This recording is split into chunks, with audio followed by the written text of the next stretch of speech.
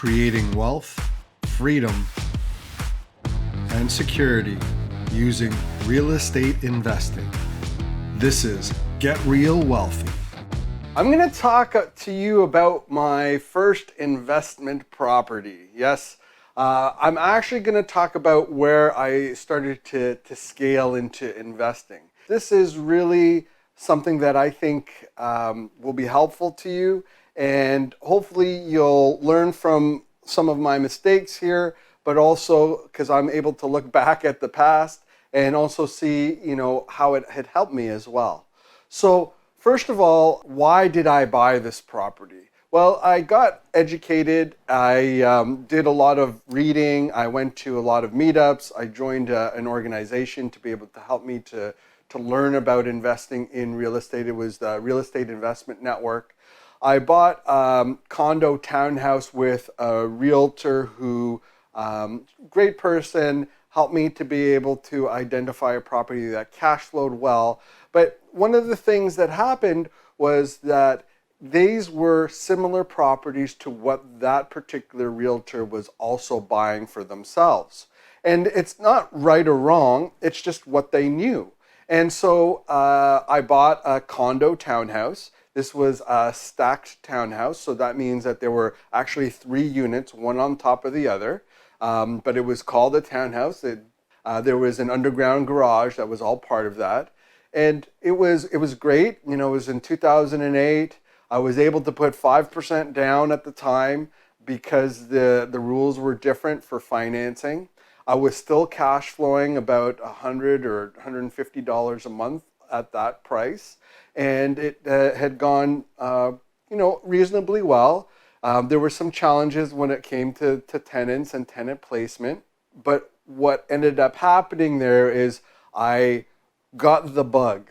I did the one, I saw the cash flow coming in, and then I did another, and then another, and then another. So in 2008, where I really started to scale, I really got into multiple properties at that same year. By scaling, I was able to get 3 or 4 properties. Now, not all of them were condo townhouses. They were also freehold townhomes that I purchased in that year as well. So they were different types of assets. But that first property, it was a way for me to get into the market, gain some confidence. It was easier to manage a single family home that was a condo townhouse. Why? Because the exterior of the building was all covered by the condo corporation. So that helped, although the expense went up over time. It was kind of handy to only have to worry about the inside and then the tenant. I learned a lot about management and about tenant management. I also, with that particular condo townhouse, I had 2 underground parking spaces, and I was able to rent out one to the tenant and one at a higher rate to another tenant in the complex. So what I ended up doing is I actually made these little notes up about the second parking space and a storage unit that was available to rent, and I put them out to all of I think there was probably like 220 units in this complex, and I delivered by hand to all the doors, if anybody wanted to buy that, and I left the price open. I didn't actually put a price of what I wanted for the parking spots. So people would call me and they would make an offer, and I would say, okay, let me just think about it. And then somebody else would call me and I'd say, well, I got an offer for this. What do you think would you be interested in? And then, that helped me to actually have each of the parking and storage people compete against each other. So I was able to get a little bit higher amount for that parking. That actually increased the cash flow that I had from $100 a month to a couple $100 a month. And that was really something that I found useful. And I became, I get a better understanding of asset management. And so, being able to increase my income was a good way to be able to increase the cash flow and make that asset work harder for me. And so that was something that I learned and I found very useful. What was really hard at the time, I think was, first of all, I was talking to my wife who was like, really? We're going to do this? And, I spent a lot of time explaining to her what we were doing and why we were doing it. She decided that that was a good idea, and we started with one. And then by the time we got to the fourth that year, she was like, "Hey, Quentin, slow down.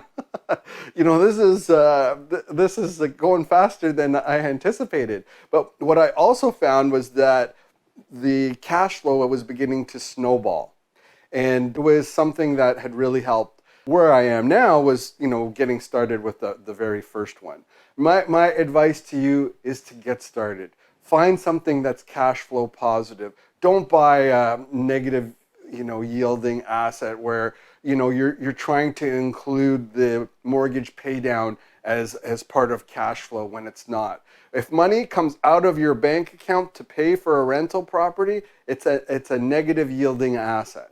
And I learned with that very first property that I wanted cash flow. I didn't want negative yielding assets. That is definitely something that helped me, and it helped me to scale. And then by the time 2014, see my little ring there? See that it says 14 on it? 2014 is when I've built enough passive income to leave my position as a teacher in Ontario, and was able to focus on real estate full time. And there's a little star on that is when I decided that I was going to focus on my true north. I had the ability to go in any direction I chose, and I decided to continue on investing in real estate. So that's a little bit about me and my first rental property. I hope you can take this advice and go apply it to your first rental property if you are just getting started. Also, if you have listened to this video, this podcast, and you really enjoyed it, make sure that you share it with other people, you subscribe, you rate us on Apple. Please rate us on Apple, because that helps other people to know who we are and share the podcast with other people. Until the next episode, we'll see you later. Keep on that real estate investing game, keep taking action, and we'll talk to you soon. Make sure to check out getrealwealthy.com. Until next time, I'm Quentin D'Souza. Get out there and take action.